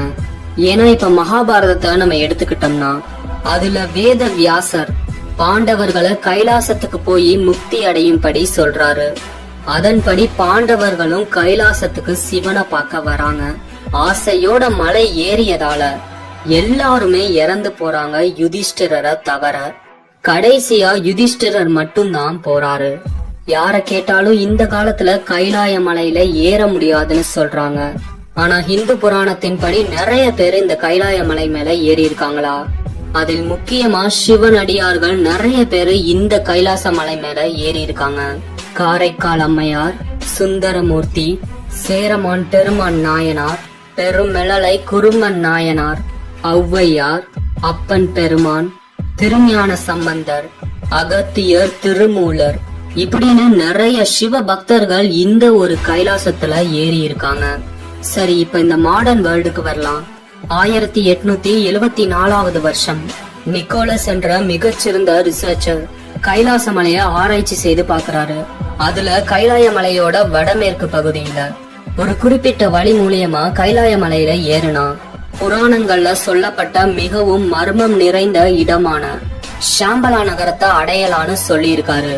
அது மட்டும் இல்லாம பகவான் விஷ்ணுவோட 10வது அவதாரமான கல்கி இந்த ஷாம்பலா நகரத்திலிருந்துதான் வருவாருன்னு பாகவத் புராணம் சொல்லி இருக்கு. ஷாம்பலா நகரத்தை பத்தி நிறைய விஷயங்களை நிக்கோலஸ் குறிப்பிட்டாரு. இது மாதிரியே 11ஆம் நூற்றாண்டை சேர்ந்த திபெத் நாட்டில் உள்ள மிலோரபா என்ற துறவி இந்த கைலாச மலையோட உச்சியில ஏறி இறங்கினதா சொல்லப்படுது. அந்த ஒரு துறவி இந்த கைலாய மலையை ஏறும்போது கைலாய மலையோட சிகரத்தை அடையக்கூடிய பாதையானது அடிக்கடி மாறுவதாக சொல்றாரு. அது மட்டும் இல்லாம இந்த மலையோட ஒவ்வொரு உயரத்திலையும் ஒவ்வொரு டெம்பரேச்சர் இருக்கிறதா சொல்றாரு. அந்த ஒரு டெம்பரேச்சரே மனிதர்களோட மரணத்துக்கு காரணம்னு சொல்றாரு. இந்த துறவி மலையில ஏறினதுக்கான எந்த ஒரு எவிடன்ஸும் இதுவரையும் கிடைக்கல. இவரு கைலாய மலையில ஏறியதா அந்த திபெத் நாட்டு மக்கள் சொல்றாங்க. இதை தவிர இந்த கைலாச மலையில எந்த ஒரு ஹெலிகாப்டர்ஸ் மற்றும் ஏரோப்ளைன்ஸ் பறக்காது. இந்த ஒரு தடையை கவர்மெண்டே இன்ட்ரோடியூஸ் பண்றாங்க. ஏன்னா இந்த மலைக்கு கீழே நிறைய மனுஷங்களோட எலும்பு கூடுகள் கிடைச்சிருக்கு. பல பேரு இந்த மலையில இருந்து தான் உயிர் பெற்றிருக்காங்கன்னு சொல்றாங்க. இந்த விஷயத்தை கேள்விப்பட்ட நாசா விஞ்ஞானிகள் இந்த மலையில இருந்து அதிகப்படியான பாசிட்டிவ் எனர்ஜி வெளிப்படுறதா சொல்றாங்க. அது மட்டும் இல்லாம இந்த மலையில எந்த ஒரு காம்பஸும் வேலை செய்யாதா. இது ஏன்னு பார்த்தோம்னா இந்த மலையில மேக்னெட்டிக் ஃபோர்ஸ் அதிகமா இருக்கிறதா நாசா விஞ்ஞானிகள் சொல்றாங்க. இந்த மலை உண்மையாவே ஒரு அதிசயம்தான். ஒரு மலையில 2 ஏரிகள் இருந்தும் ஒரு ஏரியில நல்ல தண்ணியும் இன்னொரு ஏரியில உப்பு தண்ணியும் எப்படி இருக்க முடியும்? இத நினைச்சு பார்த்தாலே நம்மளோட உடம்பெல்லாம் சிலிர்க்குது. சிவபக்தர்களுக்காக கைலாசத்துல சிவன் இருக்கிறத ப்ரூவ் பண்ற விதமா கைலாய மலையோட தெற்கு பகுதியில சூரியன் மறையறத பார்க்கும்போது கைலாய மலையோட நிழல் ஸ்வஸ்திக் சிம்பலோட வடிவத்துல விழுகுது. அதனால இந்த கைலாய மலையில சிவன் இருக்கிறதா 100% நம்பப்படுது. யோகிகள் மட்டும் ஏறக்கூடிய இந்த கைலாச மலையில ஒரு சித்தர் கைலாச மலையோட உச்சிக்கே சென்று தென்னாடுடைய சிவபெருமான தரிசனம் செஞ்சதற்கான ஆதாரத்தை இந்த வீடியோவோட லாஸ்ட்ல காமிக்கிறேன்னு சொல்லியிருந்தேன். சரி வாங்க நண்பர்களே, ஆதாரத்தை பார்ப்போம். நீங்க பாத்துக்கிட்டு இருக்க இந்த சித்தர் கைலாச மலையிலே வாழ்வதா சொல்றாங்க. கைலாச மலையோட அதிகப்படியான டெம்பரேச்சர்ல இவர் எப்படி ஆடை இல்லாம இருக்காருன்னு தெரியல.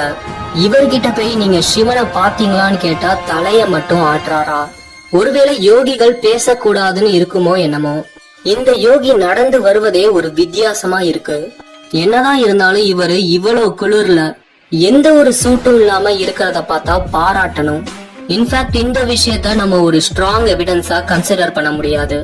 கைலாசநாதர் என்று அழைக்கப்படும் சிவபெருமான் இந்த மலையில இருக்காரா? நாயன்மார்கள் குறிப்பிடும் இந்த கைலாச மலையில இன்னும் நிறைய விஷயங்கள் ஒளிந்து கொண்டிருக்கிறது. உண்மையாலுமே இந்த சித்தர் அந்த மலை மேல ஏறி இருப்பாரா? உங்களோட கருத்துக்களை கமெண்ட்ல சொல்லுங்க. இவர் அந்த மலையில ஏறலைனா கூட சிவபெருமான் இருப்பது உண்மை. இந்த கைலாச மலையில சிவபெருமான் இருக்கிறத நீங்க நம்புனீங்கன்னா இந்த வீடியோக்கு ஒரே ஒரு லைக் பண்ணி உங்க நண்பர்களோட ஷேர் பண்ணுங்க. தென்னாடுடைய சிவபெருமானின் கழுத்தில் கம்பீரமாக சுற்றியுள்ள நாகத்தின் பெயர்தான் வாசுகி. இத ஒரு சாதாரண பாம்பாதான் நம்ம சித்தரிச்சிருப்போம். ஆனா இந்த பாம்போட வாயிலிருந்து வந்த விஷத்தோட பெயர் தான் ஆழகால விஷம். இந்த ஒரு விஷத்தை சிவபெருமானால மட்டும்தான் கண்ட்ரோல் பண்ண முடியும். அதனாலதான் அன்னைக்கு பார்க்கடலை கடையும் போது சிவபெருமான் அந்த விஷத்தை பருகிறாரு. அப்போதுதான் வாசுகி நாகம் சிவனோட கழுத்தை போய் சுத்திக்குது. ஏனென்றால் நீலகண்டனின் கழுத்திலிருந்து விஷம் கீழே இறங்க கூடாதுன்னு பார்வதி தேவி சொல்றாங்க. பார்வதி தேவியோட உத்தரவை ஏற்று நாகலோகத்தின் தலைவனான வாசுகி அன்று பரமேஸ்வரனின் கழுத்தை சுற்றி கொண்டார். ஆதிசேஷனுக்கு இணையான சக்தி கொண்ட நாகம்தான் இந்த வாசுகி. இதை தவிர அன்னைக்கு பார்க்கடலை கடையிறதுக்காக தேவர்களும் அசுரர்களும் இந்த வாசுகி நாகத்தை தான் கயிறா பயன்படுத்துறாங்க. இந்த உலகத்துல ஏன் இந்த பிரபஞ்சத்துல எந்த நாகத்துக்கும் இல்லாத அற்புதமான நாகமணி வாசுகி நாகத்தோட தலையில தான் இருக்குன்னு புராணங்கள்ல சொல்லப்பட்டிருக்கு. இப்பேற்பட்ட வாசுகி நாகத்தை பத்தி தான் இந்த வீடியோல நம்ம தெரிஞ்சுக்க போறோம். ருத்ரன் என்று அழைக்கப்படும் சிவபெருமான உங்களுக்கு பிடிச்சிருந்துச்சுன்னா அப்ப கண்டிப்பா நீங்க இந்த வாசுகி நாகத்தை பத்தியும் தெரிஞ்சுக்கணும். ஆதிசேஷனும் வாசுகியும் அண்ணன் தம்பிங்கனால ஆதிசேஷன் வீடியோல வந்த பாதி விஷயம் இந்த வீடியோல வரும். அதனால இந்த வீடியோவை ஸ்கிப் பண்ணிடாதீங்க. வாசுகி பாம்பை பத்தி நிறைய விஷயத்த இந்த வீடியோல நீங்க தெரிஞ்சுக்கலாம். வாசுகி நாகம் எப்படி சிவபெருமானோட கழுத்துல வந்தாரு, அது மட்டும் இல்லாம அவரோட பிறப்பு எப்படி இருந்துச்சு, வாங்க இது எல்லாத்தையும் ஒன்னொன்னா பாப்போம். ஒரு தடவை பிரம்மதேவரின் மகனான மரிஷி என்கிற முனிவருக்கு காசியப்பர் மகனாக பிறக்கின்றார். இந்த காசியப்பர் தான் தட்ச பிரதாபதியின் 13 மகள்களை திருமணம் செய்து கொள்கிறார். சப்த ரிஷிகளில் ஒருவர்தான் இந்த காசியப்பர். அதிதி, திதி, கத்ரு, வினதை, தனு, முனி, அரிட்டை, சுரசை, சுரபி, தாம்ரா, கிரோதவசை, இரா, விஸ்வா. தட்சனோட இந்த 13 பேர் இல்லாம மதங்கி, யாமினின்னு மேலும் 2 பேரை திருமணம் செய்யறாரு இந்த காசியப்பர். இந்த மனைவிகள்ல கத்ருவும் வினதையும் தான் முக்கியமான மனைவிகளா சொல்லப்படுறாங்க. பல ஆண்டுகள் ஆகியும் அவங்களுக்கு குழந்தை பாக்கியம் இல்ல. எனவே காசியப்பர் ஒரு புத்திர காமஷ்டி யாகத்திற்கு ஏற்பாடு செய்யறாரு. தேவர்கள், முனிவர்கள், கிங்கர்கள், சப்த ரிஷிகள் என அனைவருக்கும் அழைப்பு விடுகின்றார் இந்த காசியப்பர். அதை ஏற்றுக்கொண்ட அனைவரும் யாகத்துக்கு தங்களால முடிஞ்ச பொருட்களை கொண்டு வந்தாங்க. அப்படிப்பட்ட யாகத்திற்கு தேவர்களின் அரசனான இந்திரன் குரசமரத்தின் கிளைகளை கொண்டு வருகின்றார். அதே நேரத்துல பிரம்மாவோட புத்திரனான கிருத்து என்கிறவர் கிரியா என்ற பெண்ணை மணந்து கொண்டு அவர்களுக்கு 10,000 பிள்ளைகள் பிறந்தனர். ஆனா அந்த 10,000 பேரும் சுண்டு விரல்ல பாதி தான் இருக்காங்க. இந்த 10,000 பேரும் வாழக்கீரியர்கள் என்று அழைக்கப்பட்டார்கள். அளவில் சிறியவர்களாக இருந்தாலும் தங்களுடைய தப சக்தியால் மிக பெரியவர்கள். இப்படிப்பட்ட இந்த 10,000 பேரும் தினமும் சூரிய மண்டலத்தை வலம் வந்தும் மரத்தில் தலைகீழாக தொங்குவதும் என மனிதர்கள் நினைத்து பார்க்க முடியாத தவங்களை எல்லாம் செய்து அற்புதமான ரிஷிகளாக இருந்தனர். இவங்களுக்கும் காசியப்பர் யாகத்துக்கு அழைப்பு விடுத்திருந்தார். அழைப்பை ஏற்ற காலக்கேரியர்கள் தங்களால தூக்க முடியாம ஒரு பொருளை தூக்கிட்டு வராங்க. யாகத்துக்கு முன்னாடி அந்த பகுதியில கடும் மழை பெய்தது. அதனால ஒரு சில இடத்துல தண்ணி தேங்கி இருந்துச்சு. அப்படி தேங்கி இருந்த தண்ணியில அந்த 10,000 பேர்ல சில பேர் விழுந்துடுறாங்க. இதை பார்த்த தேவர்களின் அரசனான இந்திரன் பயங்கரமா ஏளனம் செய்து சிரிக்கிறாரு. வாழக்கீரியர்களுக்கு அது மிகப்பெரிய கோபத்தை உண்டாக்கியது. இந்திரதேவா, உனக்கு இனி இந்த பதவியே கிடையாது. எங்களுடைய தப சக்தியால் நாங்களே ஒரு புது இந்திரனை உருவாக்கிக்கிறோம்னு சொல்றாங்க. அந்த இடத்துல ஒரு மகா யாகத்துக்கு ஏற்பாடு செய்யறாங்க. காசியப்பரின் யாகத்திற்காக வந்த இந்த வாழக்கீரியர்கள் இந்திரனோட பதவியை தூக்குறதுக்காக தனியா ஒரு யாகத்தை செய்யறாங்க. இத பார்த்து அதிர்ந்து போன இந்திரதேவன் வாழக்கீரியர்களோட கால்ல விழுந்து மன்னிப்பு கேட்கிறாரு. ஆனா வாழக்கீரியர்கள் அதை ஏற்கவில்லை. தங்களோட யாகத்தை தொடங்குறாங்க. என்ன செய்ய வேண்டும் என்று தெரியாத இந்திரதேவன் நாராயண நாமத்தை எப்போதும் சொல்லிக் கொண்டிருக்கும் நாரதரிடம் உதவி கேட்கிறாரு. காசியப்பர்ட்ட போய் உதவி கேட்குமாறு நாரதர் சொல்றாரு. உதவி கேட்டு வந்த இந்திரனை காப்பாத்துற விதமா காசியப்பர் வாழக்கீரியர்ட்ட போய் மன்னிப்பு கேட்கிறாரு. பகவான் ஸ்ரீ விஷ்ணுவால் கொடுக்கப்பட்ட இந்த இந்திர பதவியை இந்திரனிடமிருந்து பறிக்க வேண்டாம். இதை கேட்ட வாழக்கீரியர்கள் இந்த யாகத்தை பாதியிலே நிறுத்த முடியாது. நாங்கள் உருவாக்க போகும் இந்திரன் அரசனாகவே தீர்வான்.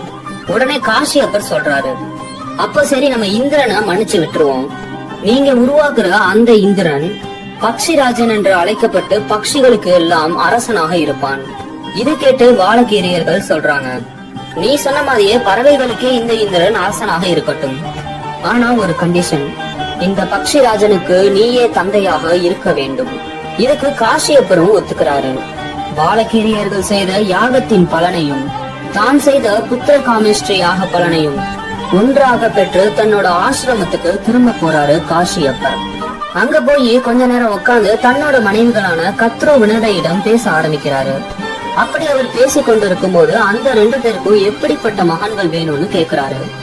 இதற்கு கத்ரு, எனக்கு 1000 சக்திகள் ஒருங்கே பெற்ற 1000 மகன்கள் வேண்டும் என்று சொல்கிறார்கள். அடுத்தது வினதை, கத்ருவுக்கு பிறக்க போற அந்த 1000 குழந்தைகளோட சக்தி ஒருங்கே இணைந்து 2 மகன்களை மட்டும் கொடுங்கள் என்று கேட்கிறார்கள். இவங்களோட ஆசையை கேட்ட காசியப்பர் வாழக்கீரியர்கள் கொடுத்த வரத்தின்படி கத்ருவுக்கு 1000 முட்டைகளையும் வினதைக்கு 2 முட்டைகளையும் கொடுக்கின்றார். இப்படி முட்டையை கொடுத்த காசியப்பர் ஒரு விஷயத்த சொல்றாரு. காலம் நெருங்கும் வரை இந்த முட்டைகளை பத்திரமாக நீங்கள் பாதுகாக்க வேண்டும்.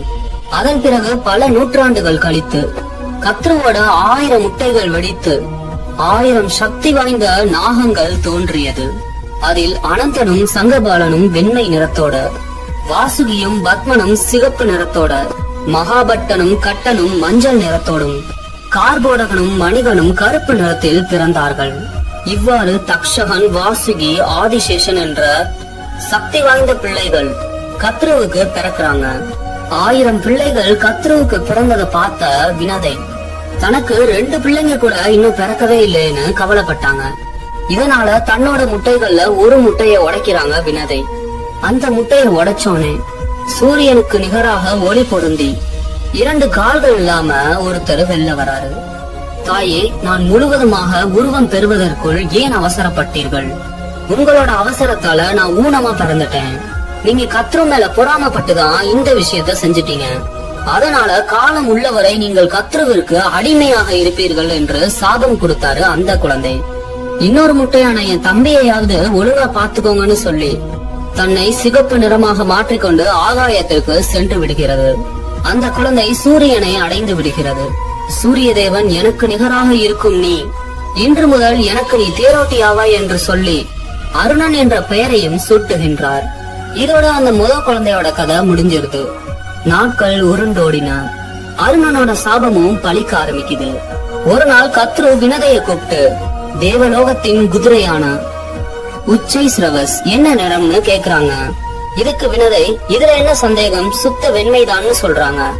அதுக்கு கத்ரு, இல்ல வால் மட்டும் கருப்புன்னு சொல்றாங்க.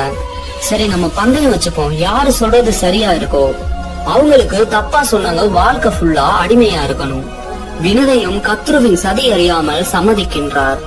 எனவே கத்ரு மறுநாள் கார்போடகன், குனிகன் என்று தன்னோட கருப்பான மகன்களை கூப்பிட்டு தேவலோகத்து குதிரையான உச்சை சிரவசோட வாழை நீங்க சுத்திக்கணும் இப்படின்னு கத்ரு சொல்ல அங்க நிறைய பாம்புகள் இதுக்கு ஒத்துக்கல. அதுல ஒருத்தர் தான் வாசுகி. ஆதிசேஷனும் வாசுகியும் கிட்டத்தட்ட ஒரே குணத்துலதான் இருந்தாங்க. ஆனா மீதி பாம்புக இவங்க 2 பேரோட பேச்சை கேட்காம தன் தாயோட பேச்சை கேட்டு அந்த ஒரு குதிரையோட வாளை சுத்திக்கிறாங்க. இதன் காரணமாக வினதை கத்ரு கிட்ட அடிமையா இருக்காங்க. காலம் சென்றதற்கு பிறகு அந்த உடையாத இன்னொரு முட்டையிலிருந்து கருட தேவன் வராரு. கருட தேவனை பத்தி ஏற்கனவே ஒரு வீடியோ போட்டிருக்கேன். அந்த வீடியோ வேணும்னா ஐகார்ட்ல கொடுக்கறேன், செக் பண்ணி பாருங்க. சரி, வாசுகியை பத்தி மேலும் தெரிஞ்சுக்கலாம். தன்னோட தாய் செஞ்ச செயல் பிடிக்காம ஆதிசேஷன் ஒரு பக்கமா தவம் செய்ய போறாரு. இதுக்கப்புறம் ஆதிசேஷன் விஷ்ணுவோட படுக்கையா ஆகிறாரு. இத பாத்துக்கிட்டு வாசுகியும் சும்மா இல்லாம கதியற்றவர்களுக்கு அனைத்துமாய் இருக்கும் சிவபெருமானை நோக்கி பிரார்த்தனை செய்கின்றார். பல்லாயிரம் ஆண்டுகளா சாப்பாடு, தண்ணி இப்படின்னு எதுவுமே இல்லாம சிவனை நோக்கி தவம் செய்யறாரு வாசுகி. ஒவ்வொரு நிமிஷத்துக்கும் ஓம் நம சிவாய என்ற மந்திரத்தை உச்சரித்து கொண்டே இருக்கின்றார். இவரோட தவத்தை கண்டு மனம் மகிழ்ந்த சிவபெருமான் வாசுகி நாகத்துக்கு முன்னாடி தோன்றுகின்றார். இந்த உலகத்துல உனக்கு என்ன வரம் வேண்டும்னாலும் கேளு, நான் உனக்கு தரேன்னு சிவபெருமான் வாசுகிட்ட சொல்றாரு. சிவனை உணர்ந்தவனுக்கு வேறென்ன வேண்டும் சிவபெருமானே? என்னுடைய வாழ்நாள் முழுவதும் உங்களுக்கு நான் சேவை செய்ய விரும்புகிறேன். என்றென்றும் உங்களோட இருக்கும் வரத்தை தாருங்கள் என்று வாசுகி நாகம் கேட்கின்றது. இதை கேட்ட நம்ம சிவபெருமான் சொல்றாரு, உரிய காலம் வரும்போது நீ என்னோடையே எப்போதுமே இருப்ப. அதுக்கப்புறம் தான் பார்க்கடல் கடையப்படுது. தேவர்களும் அசுரர்களும் பார்க்கடலை கடைகின்றனர். அமிர்தம் வரும் என்று அனைவரும் எதிர்பார்த்து கொண்டிருந்தார்கள்.